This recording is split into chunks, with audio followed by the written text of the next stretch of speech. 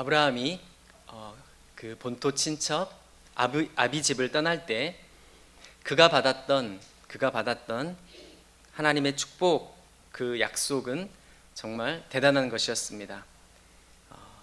그 내용을 한 문장으로 요약하면 너로 하여금 복의 근원이 되게 하겠다는 것이죠.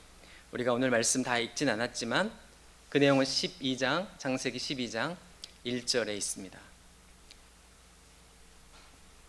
본토 친척 아비집을 떠날 때에 하나님이 그 명령만 주신 것이 아니고 축복과 함께 주신 것이죠. 그 축복의 내용은 2절, 3절 내용을 보시면 내가 너로 큰 민족을 이루고 내게 복을 주어 내 이름을 창대하게 하리니 너는 복이 될지라.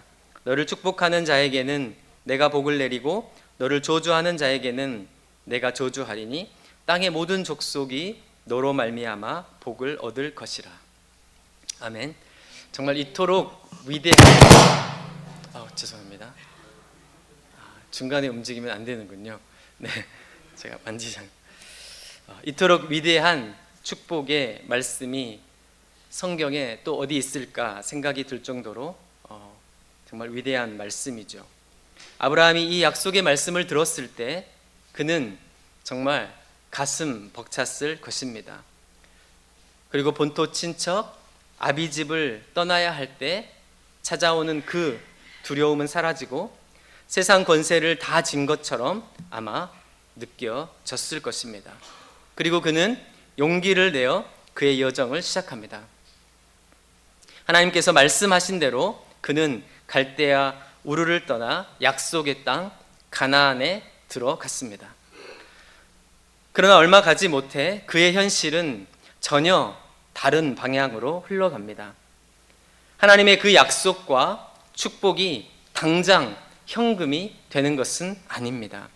오늘 저희가 읽었던 말씀 5절에 보시면 마지막 절 마침내 아브라함 일행이 가나안 땅에 들어갔습니다. 그런데 6절 내용 보시면 아브라함이 그 땅을 지나 세겜 땅 모래 상수리 나무에 이르니 그때에 가나안 사람이 그 땅에 거주하더라. 이미 가나안 사람들이 그 땅에 자리 잡고 있습니다. 아직 아브라함 일행은 그들과 싸워 그 땅을 찾아낼 실력이 없죠. 그래서 8절 보시면 그들은 계속해서 베델 동쪽 산으로 옮겨 장막을 치고 그리고 나서 베델 동쪽에 있는 아이라는 곳에 단을 쌓고 이어서 9절에 보시면 점점 남방으로 옮겨갔더라 말합니다. 그런데 문제는 점점 남방으로 가긴 갔는데 10절에 보니까 그 땅에 기근이 들었으므로 아브라함이 애굽에 거류하려고 그리로 내려갔으니 이는 그 땅에 기근이 심하였습니다. 계속해서 남쪽으로 내려가다가 이제는 남방으로 계속 내려가다가 기근을 만납니다. 먹을 것이 없지요. 그는 다시 식량을 얻기 위해 애굽으로 가야 했습니다. 그 내용이 11절, 12절 내용입니다. 그런데 그곳에서 사실 더 큰 위험을 마주하게 되죠. 그의 예쁜 아내 사레가 문제가 되었습니다. 애굽 왕 바로가 자기 아내를 취하기 위해 자신을 죽일 것이 자명했습니다. 그래서 13절에 아브라함이 뭐라고 하냐면 원하건대 그대는 나의 누이라 하라. 그러면 내가 그대로 말미암아 안전하고 내 목숨이 그대로 말미암아 보존되리라 하니라. 아브라함이 아내 사레에게 뭐라고 얘기하냐면 애굽 왕 앞에서 너를 내 누이라 하겠다. 나를 오빠라 해라. 오빠라고 하면 죽이지는 않을 것이라는 것이죠. 일단 너를 빼앗기는 것은 어쩔 수 없고 일단 나는 살고 보자는 것입니다. 야비합니다. 이것이 지금 아브라함이 처한 상황이고 그가 자신의 주어진 삶을 살아내는 방식입니다. 구차하고 비열하지만 헤쳐나가야 하는 그의 거친 일상이죠. 분명 하나님의 놀라운 축복과 그의 약속이 있었습니다. 너로 하여금 복의 근원이 되게 하겠다 말씀하셨어요. 그래서 사실 아브라함은 기대했을 거예요. 이제 축복의 대로가 열릴 것이다. 하늘의 천군 천사가 나타나 자신을 지켜줄 것이라고 생각했을 수도 있습니다. 그러나 아브라함이 처한 현실은 불안하고 위험은 도처에 널려 있습니다. 우리의 삶은 어떻습니까? 저와 여러분의 삶은 어때요? 예수 믿고 나서 우리의 일상은 어떻습니까?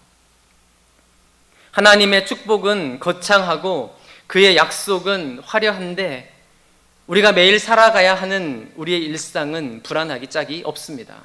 수많은 위험과 위협이 도사리고 있고 축복의 말씀은 공허한 메아리 같을 때가 많습니다. 여러분, 다윗의 일상도 마찬가지예요. 사무엘상 16장에 보시면 어린 다윗이 왕으로 기름 부음을 받습니다. 대선지자 사무엘이 직접 베들레헴까지 왔어요. 당시에 사무엘은 최고의 정치 지도자였을 뿐만 아니라 영적인 지도자였습니다. 사무엘이 베들레헴에 왔을 때 그를 보기 위해서 정말 수많은 사람들이 모여듭니다. 뿐만 아니라 성읍의 장로들이 떨며 그를 영접합니다. 그리고 사무엘은 하나님의 말씀에 따라 이새의 아들 중 막내 다윗을 불러내어 다음 왕으로 기름 붓습니다. 그리고 사무엘상 16장 13절에 보시면 그날 이후로 다윗이 여호와의 영에게 크게 감동되니라 말씀하세요. 여러분, 사무엘이 직접 와서 왕으로 기름 붓습니다. 그리고 수많은 사람들이 증인이 되었어요. 뿐만 아니라 하나님의 영이 사무엘이 왕이 될 것을 확증해 줍니다. 다윗이 왕이 될 것을 확증해 둡니다. 여러분, 그리고 나서 다윗의 삶이 어떻게 됐을까요? 궁전에서 편하게 왕의 수업을 받은 것이 아닙니다. 그는 여전히 광야에 있습니다. 오히려 더 위험해졌습니다. 그는 왕이 되기까지 정말 험한 세월을 살아내야 했어요. 수많은 전쟁을 치렀으며 손에 피가 마를 날이 없었습니다. 늘 대적들이 그 앞에 있었고 그들의 활과 창을 피해 도망 다니기 바빴습니다. 말 그대로 그의 일상은 치열한 전쟁터였습니다. 우리는요? 우리는 주의 은혜로 다 하나님의 자녀가 되었습니다. 천지를 창조하신 하나님이 우리 아버지입니다. 그리고 성령이 보증하시죠. 우리의 구원을 성령이 보증하십니다. 하나님의 자녀인 것을 성령이 보증하세요. 그리고 성경은 말합니다. 우리를 왕같은 제사장이라고. 우리 중에 구원의 확신이 없는 사람은 아마 없을 거예요. 그런데 우리의 일상은 어떻습니까? 뭐가 달라졌죠? 안 믿는 자들과 무슨 차이가 있습니까? 우리는 얼마나 치열하고 힘겹게 하루하루를 살아내야 합니까? 얼마나 모질고 독하게 살아야 우리의 그 일상이 유지됩니까? 정말 어떤 사람들에게는 매일매일 사는 것이 그 일상이 전쟁일 때가 있어요. 엘리야의 일상도 크게 다르지 않습니다. 갈멜산에서 엘리야는 바알과 아세라 선지자 850명과 그 각각의 신을 대표하여 대결을 펼칩니다. 열왕기상 18장에 나오죠. 엘리야가 기도할 때에 하늘에서 불이 내려 제단 위를 태우고 승리합니다. 정말 통쾌하죠. 그리고 나서 그가 다시 기도할 때 3년 반 동안 가뭄이었던 하늘이 문을 열고 다시 비를 내리기 시작합니다. 엘리야가 기도하니까 하늘에서 불도 내리고 비도 내립니다. 분명히 그의 기도는 능력이 있습니다. 그러나 그가 산을 내려와 자신의 일상을 마주했을 때 전혀 다른 모습이 나타납니다. 갈멜산에 그 소식을 듣고 화가 난 이세벨이 엘리야를 죽이겠다고 전국적으로 선포합니다. 여러분, 그때 엘리야가 어떻게 했을까요? 도망갑니다. 하늘에서 불을 내려 이 이세벨을 태워달라고 기도하지 않습니다. 우리가 엘리야 하면 갈멜산의 승리를 주로 기억합니다. 여러분, 그러나 대부분 그 엘리야의 일상은 숨어 있거나 도망 다니는 것이었습니다. 이 사건이 있기 전에 엘리야가 지난 3년 반 동안 뭐하고 살았을까요? 사르밧 과부 집에 숨어 지냈습니다. 그리고 지금은 죽기 살기로 도망가고 있는 거예요. 그의 일상입니다. 이것이 그의 일상입니다. 무슨 얘기입니까? 기적과 능력이 우리의 일상을 대신해 주지 않습니다. 우리의 일상이 하늘에서 비를 내리게 하고 불을 내리게 하는 그 능력으로 채워져 있지 않다는 얘기예요. 어떤 신비한 영적 체험할 수 있죠. 놀라운 치유와 기적을 경험할 수 있습니다. 이것을 구하지 말자는 얘기가 아니에요. 우리의 삶의 대부분이 그 위에 놓여 있지 않다는 얘기입니다. 영적인 어떤 황홀함, 그 짜릿함 있어요. 그걸 구하지 말자는 얘기가 아닙니다. 우리 일상은 대부분 걱정과 한숨, 실패와 좌절, 고통과 두려움으로 엮여져 있는 것이 사실입니다. 저의 삶도 마찬가지죠. 선교사로 부름받고 인도에 갔을 때 저도 아브라함만큼이나 가슴 벅찼습니다. 사실 선교지의 낭만적인 삶을 기대했어요. 사역이 불처럼 일어날 줄 알았습니다. 제가 기도하면 안전뱅이가 일어나고 설교하면 수천 명씩 돌아올 줄 알았어요. 그 지역의 주지사랑 악수하고 사진 찍고 학교도 짓고 교회 개척도 수없이 해내고 그럴 줄 알았습니다. 그런데 이 표현이 딱 맞아요. 세상은 장대 같고 나는 정말 메뚜기 같이 느껴질 때가 대부분이었습니다. 내가 여기서 뭐 하고 있지? 정말 한심하게 느껴질 때도 있었어요. 내 인생을 여기서 이렇게 낭비하고 있구나 생각이 들 때도 있었습니다. 정말 멋있게 사역하는 것은 차치하고 하루하루 먹고 사는 것이 일이었습니다. 기본적인 삶이 쉽지가 않았어요. 한여름에는 인도 델리에 제가 생활하고 있는데 50도가 넘습니다. 50도가 되면 만사가 귀찮고 짜증이 납니다. 하루 종일 에어컨 밑에 있으면 머리가 아파요. 밖에 나갈 수 없죠. 저는 그때 제 성격이 그렇게 안 좋은지 몰랐습니다. 매 순간 제가 화를 내는 거예요. 그렇게 화를 내는 거예요. 그리고 겨울이 되면 조금 이제 화가 누그러지고 사람이 또 좀 괜찮아집니다. 그런데 문제는 겨울철에는 공기가 너무 안 좋아요. 미세먼지 수치가 500이 넘습니다. 그때는 학교에 휴교령이 내려지죠. 한 2주씩 애들이 학교를 안 가요. 밖에 나갔다 오면 머리가 아프고 쉽게 피곤해집니다. 그리고 그 지역에 물이 굉장히 좋지 않습니다. 그래서 밖에서 이제 그 식당에서 레스토랑에서 음식을 사 먹거나 하면 금방 배탈이 나죠. 또 머리가 금방 빠지고 길거리 나가는 순간부터 스트레스가 시작됩니다. 귀를 찢는 듯한 소음, 거리마다 쌓여있는 쓰레기 더미와 지독한 악취가 저의 일상입니다. 그리고 여름마다 모기에 의한 전염병이 극성이에요. 치킨구니아, 댕기열 이런 병 들어보셨죠? 이게 모기에 의한 전염병인데 굉장히 흔한 병입니다. 델리에서. 그리고 이것 때문에 굉장히 많이 죽어요. 코로나 끝물에는 코로나 때문에 죽는 사람보다 이 댕기열 때문에 죽는 사람이 더 많습니다. 델리는. 저 또한 치킨구니아, 댕기열 한 번씩 다 걸렸어요. 뿐만 아니라 인도 사람들은 눈에 보이는 뻔한 거짓말을 너무나 뻔뻔스럽게 계속합니다.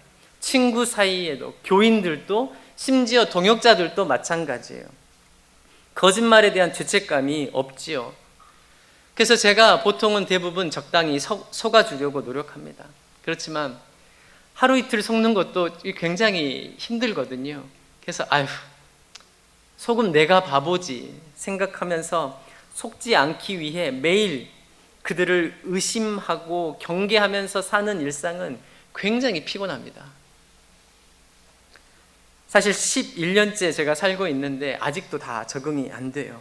적응이 좀 될 만하면 새로운 난간에 부딪히고 또 낙심되고 그때마다 정말 절망이 뼛속까지 찌르고 들어올 때가 있죠. 다 포기하고 집에 가고 싶을 때도 있어요. 한두 번이 아닙니다. 제가 지금 무슨 얘기 하는 걸까요? 여러분 오해가 없었으면 좋겠습니다. 선교지에서 많이 힘들었는가 보다 그 얘기 아니에요. 동정해달라는 말이 아닙니다. 제가 한번 저의 일상을 적나라하게 한번 말씀드려봤어요. 오늘 이 말씀을 위해서. 저는 여러분의 일상도 크게 다르지 않다고 생각합니다. 지저분하고 냄새나는 우리의 일상이 있지요. 남들이 모르는 비루한 각자의 일상이 있습니다. 지난한 삶이 있습니다. 어떤 사람에게는 정말 광야에 혼자 있는 것 같은 그런 일상이 있습니다. 때로는 전쟁터 같은 치열한 일상을 살고 있는 사람도 있고요. 병마와 싸우고 깨진 인간관계에 시달리고 시험과 유혹에 흔들리고 그래서 괴로워하는 각자의 일상, 그 매일의 삶이 있습니다. 예수 믿고 축복받았는데 우리의 일상이 이와 같다는 거예요. 이런 우리의 일상을 제대로 이해하지 못하면 여러분 신앙생활을 지속할 수가 없습니다. 제가 너무 적나라하고 솔직하게 얘기해서 조금 당황스러우실 수도 있는데 이게 사실이에요. 예수 믿으면 다 잘 되고 부자 되고 무슨 병이든지 다 낫는 줄 아는 사람 있어요. 제가 분명하게 말씀드릴게요. 이것은 기독교가 아닙니다. 미신입니다. 화려한 하나님 나라의 약속과 그 축복, 그리고 너무나 그것과도 동떨어진 우리의 일상 있지요.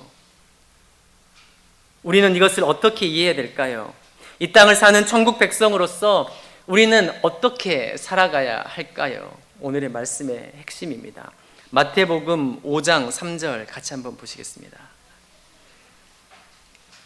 마태복음 5장 3절, 여러분 너무도 잘 아시는 산상수훈의 내용입니다. 마태복음 5장, 6장, 7장 산상수훈의 내용이죠. 성경 전체를 통틀어서 최고의 예수님의 설교 말씀입니다. 이 산상수훈의 내용은 이와 같이 살아야 천국 간다는 것이 아니라 이 땅을 사는 천국 백성들의 특징, 그들의 일상을 얘기하고 있는 것입니다. 예수님이 이 설교 말씀을 3절 이렇게 시작하시죠. 심령이 가난한 자는, 갑자기 말씀하시는 거예요. 심령이 가난한 자는. 도대체 누구에게 말씀하시는 걸까요? 심령이 가난한 자, 도대체 누굴까요? 이 심령이 가난한 자라는 사람들이. 앞에 내용 4장 23절의 내용을 보시면 예수께서 온 갈릴리에 두루 다니사 그들의 회당에서 가르치시며 천국 복음을 전파하시며 백성 중에 모든 병과 모든 약한 것을 고치시니. 그리고 25절 갈릴리와 데가볼리와 예루살렘과 유대와 요단강 건너편에서 수많은 무리가 따르니라. 그리고 예수님께서 1절에 5장 1절에 무리를 보시고, 그 무리입니다. 그 무리를 보시고 산에 올라가 앉으시니 제자들이 나아온지라 입을 열어 가르쳐 이르시되 심령이 가난한 자는. 이 무리들에게 지금 말씀하시는 거예요. 이들이 바로 심령이 가난한 자들입니다. 여기에 모인 대부분의 사람들은 가난한 자들, 병든 자들, 고아와 과부와 같은 사회적인 약자들이에요. 종교적으로 봤을 때는 부정한 자들, 성전에 들어가서 제사 드릴 자격도 없는 자들입니다. 율법에 비춰 봤을 때는 징계를 받아야 마땅한 자들이 대부분이에요. 이 무리들에게 주님께서 지금 천국 복음을 전하시는 것입니다. 자격과 조건이 아니라 믿음으로 가는 하나님의 나라, 이 천국에 대해서 말씀하시는 것이죠. 그리고 그들에게 이 하나님 나라에 대한 소망이 일어납니다. 하나님의 나라가 뭔지 다 알지 못해요. 그렇지만 그들 안에 이 하나님 나라에 대한 사모하는 마음이 정말 뜨겁게 일어나는 것입니다.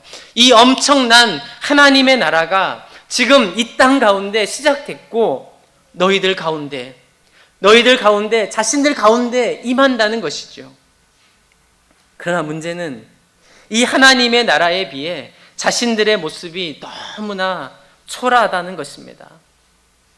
부정하고 연약하며 죄악으로 얼룩진 자신들의 삶인 것을 너무나 잘 알고 있죠. 그들의 일상이니까. 그러나 그들은 천국의 소망을 포기할 수 없습니다. 더욱 간절한 마음으로 하나님의 나라를 사모합니다. 여러분, 지금 이 무리들의 마음 상태가 어떨까요? 여러분, 이 마음 상태를 이해하시겠죠? 그들의 마음이 지금 어떨까요? 가난한 마음뿐입니다. 심령이 가난하죠. 여러분, 가난한 마음이란 사고 싶은 게 없으면 가난한 마음이 들지 않습니다. 또는 살 수 있는 충분한 돈이 있으면 가난한 마음이 들지 않겠죠. 가난한 마음이란 꼭 사고 싶은 게 있는데, 꼭 사야 하는 것이 있는데 살 돈이 없는 거예요. 이게 가난한 마음이에요. 천국에 대한 사모하는 마음은 간절한데 자격이 없고 무능한 자신들을 아는 거예요. 이게 가난한 마음입니다. 이 심령이 가난한 무리들에게 주님께서 이 말씀을 시작하십니다. 심령이 가난한 자는 복이 있나니 천국이 저희 것입니다. 천국이 누구의 거라고요? 저희 것입니다. 천국이, 지금까지 말한 이 천국이 너희 것이야, 천국이 너희 것이야 라고 주님께서 말씀하시는 겁니다. 사람들이 듣자마자 여기저기서 울기 시작합니다. 딱 이 한 문장 듣고 감격하며 그들이 눈물을 흘리죠. 그리고 그렇게 애통하는 그들에게 주님께서 계속해서 말씀하셨겠죠. 애통하는 자는 복이 있나니 저희가 위로를 받을 것이며. 아멘 한번 해주세요. 네, 하나님의 놀라운 위로가 이와 같습니다. 여기서 이 무리들이 바로 심령이 가난한 자들입니다. 자격 없고 무능한 자신의 모습에도 불구하고 천국 소망을 붙잡고 자신의 일상을 버티고 견뎌내는 자들입니다. 산상수훈은 전체가 바로 이 천국 백성들의 이야기예요. 산상수훈 5장, 6장, 7장 가운데 여러분, 그 중심 6장에 어떤 내용이 있습니까? 기도에 대한 내용이 있어요. 기도에 대한 내용. 여러분 잘 아시는 주기도문이 6장에 있죠. 천국 백성의 가장 대표적인 행위, 그들의 특징이 뭐냐면 기도를 한다는 것입니다. 기도를 한다는 것은 이런 거죠. 자신의 자격 없음과 무능함을 알지만 하나님 나라에 대한 사모하는 마음을 포기하지 않고 끝까지 버티며 견디는 자들이 그들의 일상을 살아내기 위해 하나님을 간절히 의지하는 것이 바로 기도입니다. 그래서 천국 백성이란 특별한 능력으로 사는 자들이 아니에요. 눈물과 한숨과 기도로 일상을 버티고 견뎌내는 자들입니다. 저와 여러분의 삶은 어떻습니까? 놀라운 하나님의 나라에 비춰볼 때 우리의 일상은 어때요? 보잘것없죠. 우리는 일단 자주 아프고 연약합니다. 승리보다 패배에 좌절을 할 때가 많고 유혹에 쉽게 넘어지고 죄악에 쓰러질 때가 있습니다. 우리의 삶은 늘 지치고 고단합니다. 그렇지 않으면 우리의 일상은 지루하거나 재미없죠. 그렇다고 뭐 대단한 일을 하는 것도 아니고 이렇게 사는 게 무슨 의미가 있나 싶습니다. 우리 일상이 하나님의 나라와 아무 상관없는 것처럼 느껴질 때가 대부분입니다. 이 놀라운 하나님의 나라와 보잘것없는 우리의 일상, 이 엄청난 간극 속에서 우리는 어떻게 살아야 된다고요? 매일매일 그 일상을 버티고 견뎌내라는 것입니다. 여러분의 존재 그 자체로 삶을 견뎌내라는 거예요. 가난한 마음, 애통하는 마음으로, 기도로 그 삶을 살아내라는 것입니다. 천국은 거기에 있다. 그 일상을 통해 하나님의 나라가 전진해 간다. 우리 주님 그렇게 말씀하고 계십니다. 버티고 견뎌내는 것이 성도의 삶이에요. 천국 백성의 일상인 줄로 믿습니다. 선교사로서 저의 삶도 마찬가지예요. 선교사니까 무슨 특별한 일을 하는 거라고 기대하실 수도 있는데 특별한 일을 하는 것이 아니고 저의 일상을 버티고 견뎌내는 것입니다. 저희가 사역 초창기에 NGO를 이제 설립하고 그 센터에서 교회를 개척했을 때입니다. 같이 시작했던 저희 팀원 중에 몇 분들이 이제 비자 때문에 떠나게 됐어요. 이제 같이 시작할 때는 교회가 막 금방 잘 될 것 같았어요. 시작하자마자 한 20-30명의 아이들이 금방 모여들었습니다. 그러다가 다 떠나게 됐습니다. 비자 문제 때문에. 그리고 이제 아내와 딱 저만 남았어요. 그런데 점점 사람들이 줄기 시작하더라고요. 안 나오는 거예요. 그리고 마지막에는 3명 남았습니다.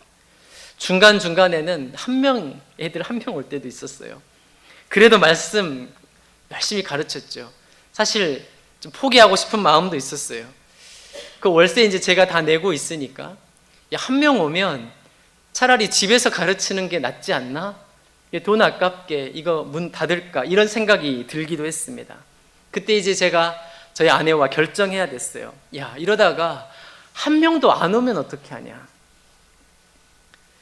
그때 우리가 어떻게 결정했냐면 한 명이 안 오더라도 최소한 딱 한 달 동안은 문 열어놓고 우리가 그 시간에 기도라도 하자.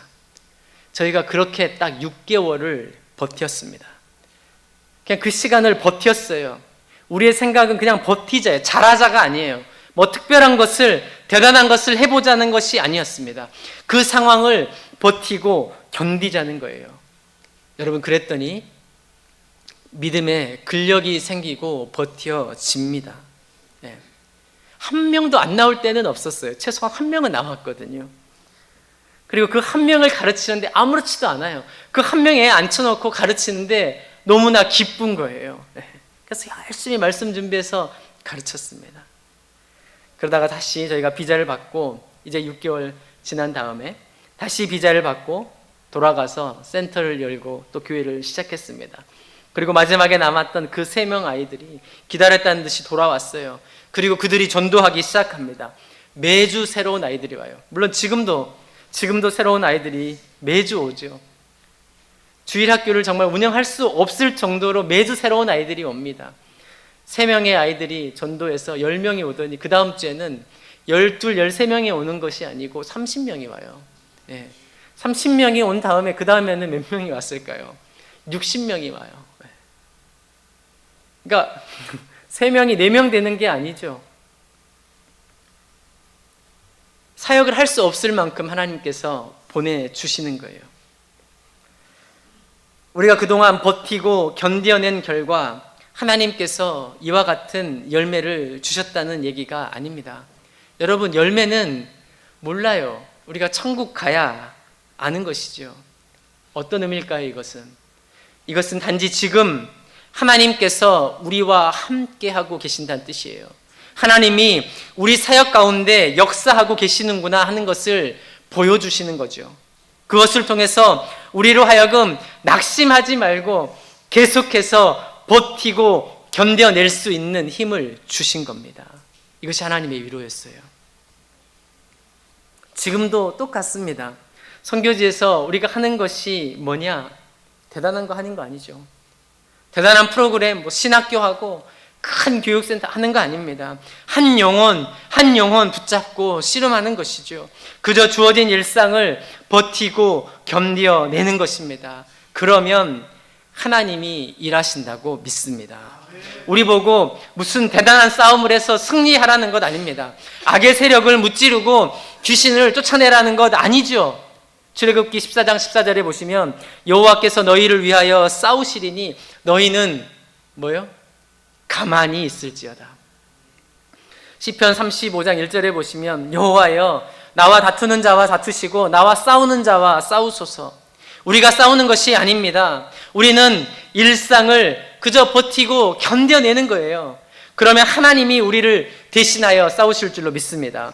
그때 우리는 하나님의 승리를 얻게 되는 것이죠. 그 승리가 바로 나의 것이 되는 것입니다. 이것이 바로 하나님의 나라의 원리고 우리 신앙생활의 핵심인 줄로 믿습니다. 여러분, 성령의 열매는 사랑과 희락과 화평과 그리고 뭡니까? 인내, 오래 참음. 성령은 우리의 일상을 버티게 하는 힘이에요. 사랑은 언제나 오래 참고 견디는 것입니다. 사랑이 대단한 거 아니죠. 그렇게 로맨스 이런 거 아니에요. 사랑은 일상을 같이 하는 그 사람들을 참고 견뎌주는 것입니다. 히브리서 12장 1절에는 구름같이 허다한 증인들이 인내로써 그들 앞에 당한 경주를 하며, 무슨 능력과 권세로 믿음의 조상들이 그의 삶을 살아낸 것이 아닙니다. 인내로써. 이제 말씀을 마무리하겠습니다. 여러분, 당장 이제 또 내일부터 놀라운 하나님 나라에 비해 한없이 초라한 우리의 일상을 다시 마주해야 합니다.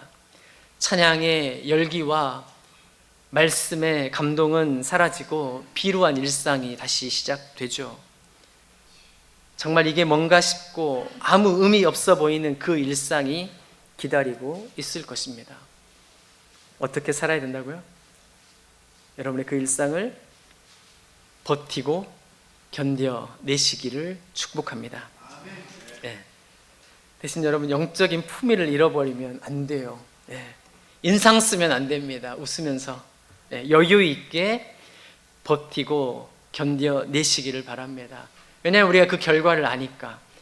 그 가운데 하나님이 하실 것이고, 하나님이 싸우실 것이고, 하나님이 승리하실 것을 우리가 믿기 때문에 그렇습니다. 여러분, 여러분의 그 일상이 있어야 하나님이 일하실 수가 있습니다. 그 평범한 그 일상을 버텨내셔야 합니다. 여러분, 믿음의 근력이 생기고 놀라운 영적 성장을 경험하게 되실 거예요. 그리고 그 일상을 통해서 하나님의 그 놀라운 나라가 전진하게 될 줄로 믿습니다.